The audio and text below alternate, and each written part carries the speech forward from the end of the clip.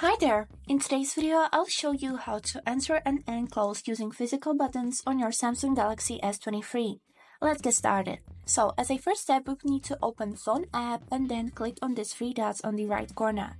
Here, go to the tab which is named Settings, and then go to the tab which is named Answering and Ending Calls.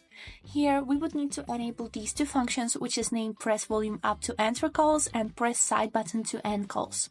So let's enable them and now let's test it. So the Volume Up button is located at the upper part of this big button on the right edge of your phone, and the power button is this one. It's also called Side button. So now let's test it. So as you can see, I got a call, and now to accept it, we would need to click on the upper part of this big button on the right edge. And as you can see, the call has been successfully accepted. Now to end the call, we would need to click on this side button, which is the power button. So let's click on it. And this is it. The call has been successfully ended. That was it for today. I hope this video helps, and thank you for watching.